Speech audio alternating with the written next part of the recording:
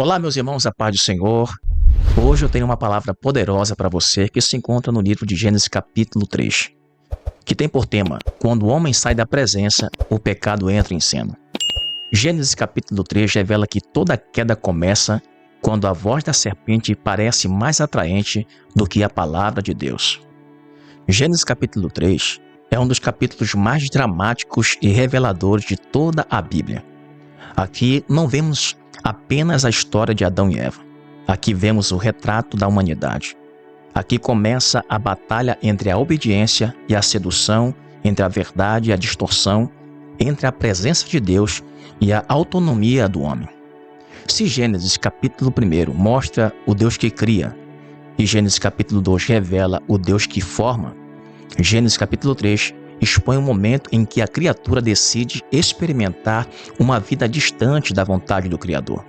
Este capítulo nos ensina que a queda não começou com o ato de comer o fruto. A queda começou antes, no campo invisível da mente, no território da dúvida, no instante em que a palavra de Deus foi colocada em questionamento. O pecado sempre tenta nascer primeiro na imaginação, depois no desejo, depois na decisão e, por fim, nas consequências. Gênesis capítulo 3 não é apenas sobre erro, é sobre ruptura, é sobre perder a inocência, esconder-se da presença, sentir vergonha daquilo que antes era pureza, tentar justificar o injustificável e descobrir, da forma mais dolorosa, que ninguém rompe com a ordem de Deus sem colher os efeitos disso. Mas este capítulo não fala apenas de juízo. Ele também fala de misericórdia, porque o mesmo Deus que confronta também procura. O mesmo Deus que sentencia também cobre. O mesmo Deus que revela a culpa também anuncia a redenção. Há uma verdade poderosa em Gênesis capítulo 3. Quando o homem cai, Deus não abandona seu plano. Ele começa a revelar sua graça. Hoje vamos mergulhar neste texto com temor, sabedoria e profundidade, para entender que muitas quedas que acontecem no presente já estavam sendo alinhadas há muito tempo no interior. Primeiro, a serpente sempre começa distorcendo a palavra. Em Gênesis capítulo 3, versículo 1, o texto bíblico diz: Ora, a serpente era mais astuta que todas as animarias do campo que o Senhor Deus tinha feito. E esta disse à mulher: É assim que Deus disse: Não comereis de toda a árvore do jardim? A primeira arma da serpente não foi a força, foi a distorção. O inimigo não chega primeiro com violência visível. Ele chega com sutileza. Ele não começa obrigando a pecar. Ele começa sugerindo uma nova interpretação daquilo que Deus já falou. Perceba a estratégia. Deus havia sido claro, mas a serpente reformula a ordem divina para plantar confusão. O diabo sabe que, se conseguir enfraquecer a confiança do homem na palavra, o restante do processo fica mais fácil. A guerra espiritual começa na mente. Antes de haver transgressões nas mãos, houve confusão no entendimento. É por isso que Satanás trabalha tanto com pensamentos, argumentos, racionalizações e releituras convenientes da verdade. Ainda hoje ele age assim. Ele não precisa necessariamente convencer alguém de rejeitar Deus de forma aberta. Basta fazê-lo relativizar a verdade. Basta sugerir que a obediência é exagero, que o limite é opressão, que a santidade é desnecessária, que o pecado não é tão grave assim. Aplique isso para a sua vida. Toda a vida espiritual enfraquece quando a palavra deixa de ser absoluta e passa a ser negociável. Provérbios capítulo 30, versículo 5. Toda a palavra de Deus é pura, escudo para os que confiam nele. João capítulo 17, versículo 17. Santificai-os na verdade, a tua palavra é a verdade. Ou seja, quem permite que a palavra seja distorcida já começou a perder a batalha antes mesmo da decisão final. Segundo, o pecado sempre promete mais do que pode entregar. Gênesis capítulo 3, versículo 4 e 5. Então a serpente disse à mulher: Certamente não morrereis, porque Deus sabe que no dia em que dele comerdes, se abrirão os vossos olhos e sereis como Deus. O inimigo vende o pecado como promoção de liberdade, crescimento e poder. A proposta da serpente era sedutora: vocês serão como Deus. Em outras palavras, ela oferecia independência, autoexaltação, autonomia espiritual. Esse é o coração do pecado, a tentativa do homem de viver sem dependência de Deus. O pecado não é apenas quebrar uma regra, é entronizar o eu acima da vontade divina. O problema é que o pecado sempre promete elevação, mas entrega a queda. Promete prazer, mas produz peso. Promete liberdade, mas gera escravidão. Promete autonomia, mas conduz à ruína. Eva não viu a morte na proposta. Ela viu possibilidade. E é assim que o pecado trabalha. Ele esconde as feridas e exibe apenas o brilho inicial. Ele mostra a isca, mas não mostra o anzol. Mostra o gosto, mas esconde o veneno. Aplique isso para sua vida. Nunca avalie uma escolha apenas pelo que ela oferece agora. Avalie pelo que ela produzirá depois. Provérbios capítulo 14, versículo 12. Há caminhos que o homem parece direito, mas o fim deles são os caminhos da morte. Tiago capítulo 1, versículo 14. Cada um é tentado quando atraído, é engodado pela sua própria concupiscência.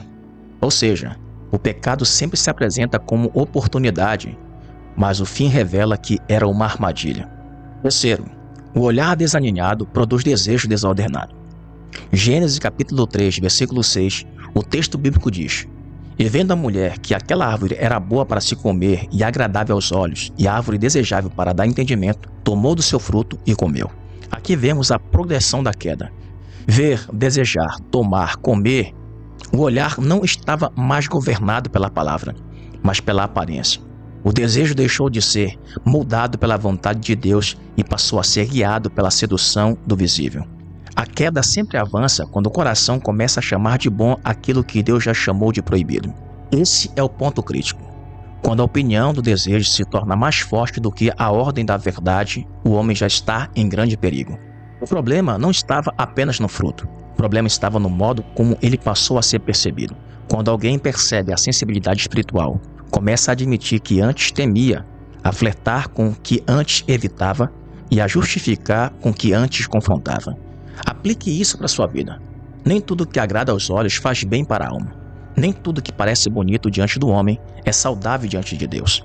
Em 1 João capítulo 2, versículo 15 e 16, o texto bíblico diz: Não ameis o mundo, nem o que no mundo há, porque tudo o que há no mundo, a concupiscência da carne, a concupiscência dos olhos e a soberba da vida, não é do Pai.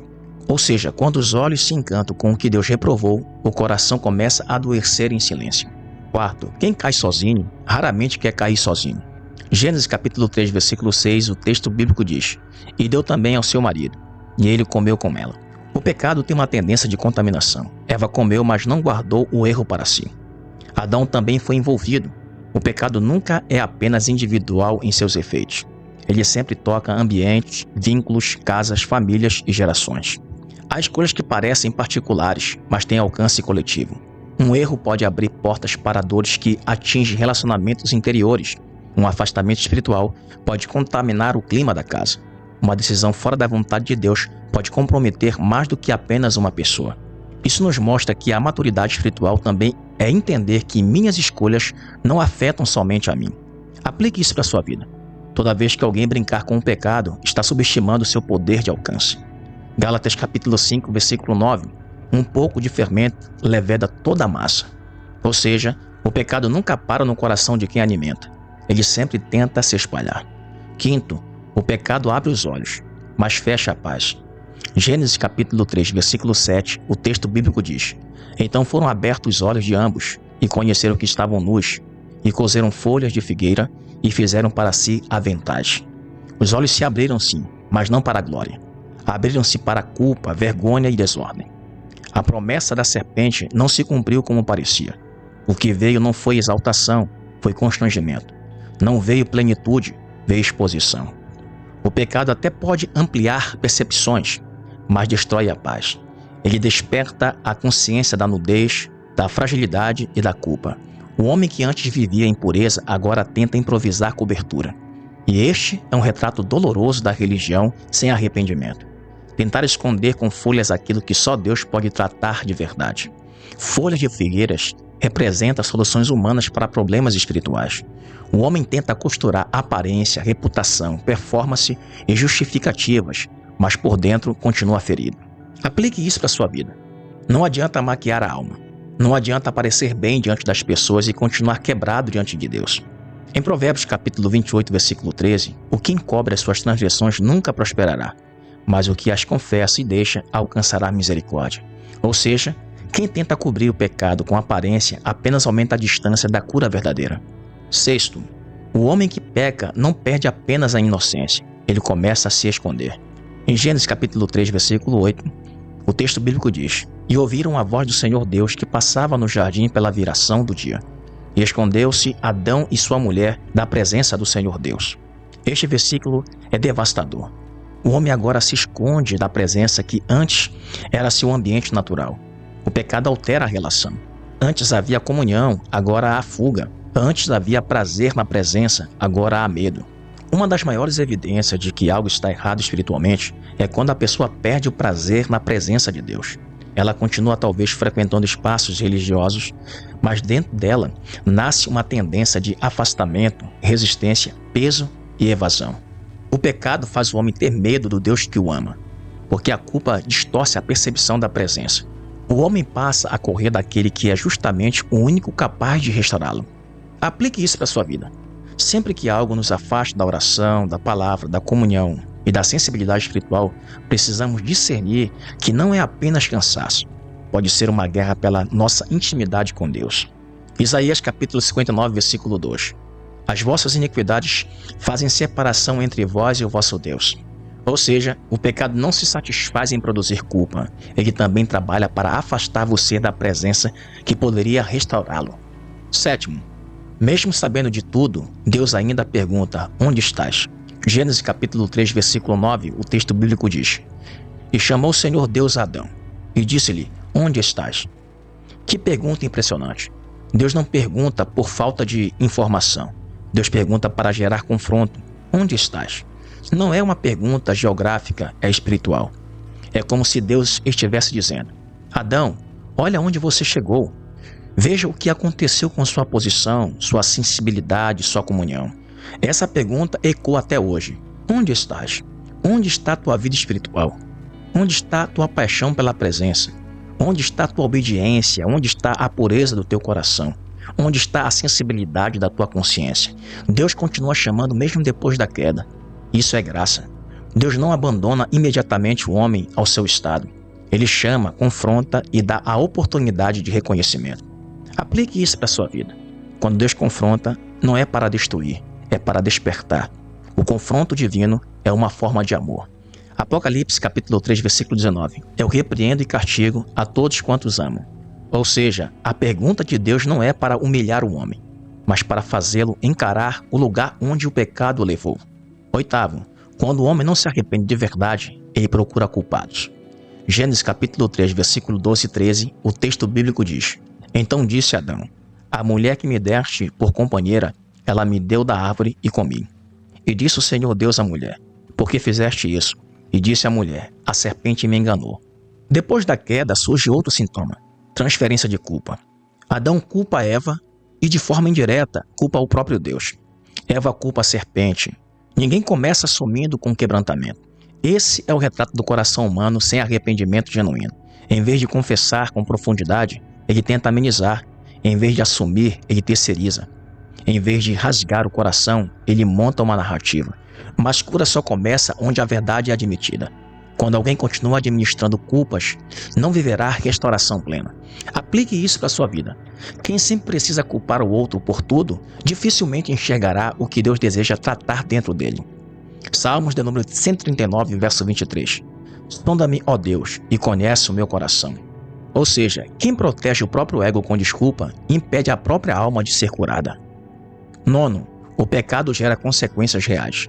Em Gênesis capítulo 3, versículo 14 ao 19, Deus anuncia consequências para a serpente, para a mulher, para o homem e para a terra. A graça de Deus não anula automaticamente as consequências naturais do pecado. Perdão não significa ausência de cicatrizes temporais. Deus perdoa, restaura, acolhe, mas também nos ensina que o pecado deixa marcas, altera processos e produz dores concretas. A terra é afetada. O trabalho é afetado, as relações são afetadas, o corpo é afetado. A história humana passa a carregar peso da queda. Isso mostra que o pecado nunca é pequeno. Ele sempre tem desdobramentos maiores do que a consciência humana imagina no momento da decisão. Aplique isso para a sua vida. Brincar com o pecado é brincar com algo que tem força para desorganizar áreas inteiras da sua vida. Romanos capítulo 6, versículo 23. Porque o salário do pecado é a morte. Ou seja, o prazer do pecado pode durar minutos, mas suas consequências podem ecoar por anos. 10º, no meio do juízo, Deus anuncia a redenção. Gênesis capítulo 3, versículo 15, o texto bíblico diz: E porei inimizade entre ti e a mulher, e entre a tua semente e a sua semente, esta te ferirá a cabeça, e tu lhes ferirás o calcanhar. Este versículo é uma explosão profética. No meio da sentença contra a serpente, Deus anuncia a derrota final do mal. Aqui está a primeira grande promessa messiânica da Bíblia. Antes mesmo do Antigo Testamento avançar, Deus já sinalizava que virá um Redentor. O homem caiu, mas Deus não perdeu o controle. O pecado entrou, mas a promessa também foi liberada. A serpente feriria o calcanhar, mas a sua cabeça seria esmagada. Isso aponta para Cristo, que seria ferido, crucificado, mas triunfaria definitivamente contra Satanás.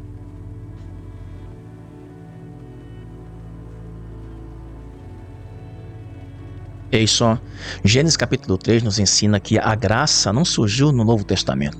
Gênesis capítulo 3 nos ensina que a graça não surgiu no Novo Testamento. A graça já começa a se revelar aqui, quando Deus decide que a história da humanidade não será terminada pela queda, mas redirecionada pela promessa. Aplique isso para a sua vida. Sua falha pode ter sido grande, mas a promessa de Deus é maior. Onde o pecado tentou escrever o fim, Deus começou a escrever redenção. Romanos capítulo 5, versículo 8, e Deus prova o seu amor para conosco, em que Cristo morreu por nós, sendo nós ainda pecadores. Ou seja, o pecado entrou no jardim, mas a promessa de Cristo entrou logo em seguida. 11º, Deus cobre o homem com algo que ele mesmo preparou. Gênesis capítulo 3, versículo 21, o texto bíblico diz: E fez o Senhor Deus a Adão e a sua mulher túnicas de peles, e o vestiu. Que cena poderosa! O homem tentou se cobrir com folhas, mas Deus o cobre com túnicas. Aqui há um princípio profundo. A cobertura verdadeira não pode ser produzida apenas pelo esforço humano. Ela precisa vir de Deus. As folhas representam religiosidade superficial. As túnicas representam provisão divina.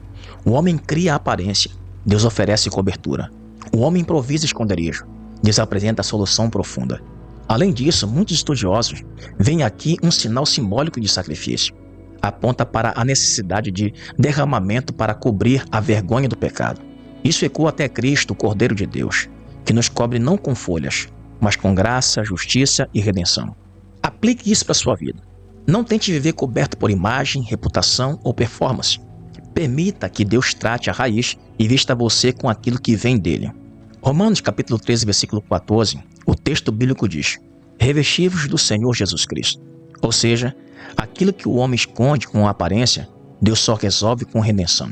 E para concluirmos, Gênesis capítulo 3 é o retrato da tragédia da desobediência, mas também o começo da revelação da graça. Este capítulo nos mostra que a queda começa na distorção da palavra. O pecado seduz antes de ferir. O desejo fora da verdade produz ruína. A culpa gera vergonha e afastamento. O homem tenta esconder-se, justificar-se e culpar outros. O pecado traz consequências reais, mas Deus continua chamando, confrontando, prometendo e cobrindo. Há uma mensagem forte aqui. Ninguém cai de uma vez. Primeiro vai negociando a voz de Deus dentro de si. Mas também há uma outra mensagem gloriosa. Ninguém está tão quebrado que Deus não possa procurá-lo no jardim da sua dor. Talvez hoje existam áreas da sua vida onde você percebe sinais de Gênesis capítulo 3. Confusão, culpa, perda de sensibilidade, vergonha, fuga, justificativas, feridas e peso. Mas o Deus que chamou Adão continua chamando pessoas. O Deus que fez túnicas continua restaurando. O Deus que prometeu a semente continua oferecendo redenção em Cristo. Ou seja, toda vez que o homem escolhe a própria vontade acima da voz de Deus, a queda começa. Mas quando ele responde ao chamado divino, a restauração também começa. Hoje Deus está perguntando a você: onde estás? Não ignore essa pergunta. Não se esconda atrás de folhas. Não viva administrando culpas, desculpas e aparências. Não continue alimentando aquilo que está afastando você da presença. Volte para Deus com sinceridade. Volte com arrependimento, volte com a verdade no coração. Volte antes que o pecado endureça ainda mais sua sensibilidade espiritual. Ore com sinceridade e diga: Senhor, eu não quero viver enganado, escondido, nem distante da Tua presença. Confronta o meu coração, quebra as minhas desculpas, cura a minha alma e restaura em mim a alegria da comunhão contigo. Comente esta frase: Senhor, eu volto para a tua presença. Compartilhe esta mensagem com alguém que precisa ouvir um chamado de arrependimento e restauração. Leia Gênesis capítulo 3 novamente hoje e peça ao Espírito Santo que mostre onde você precisa se alinhar com Deus. Amém, meus irmãos? Queridos, eu peço seu apoio. Deixe o seu like, você que ainda não é inscrito, se inscreva no nosso canal e ative o sininho para receber novos vídeos, tá? Que Deus abençoe e até o próximo vídeo.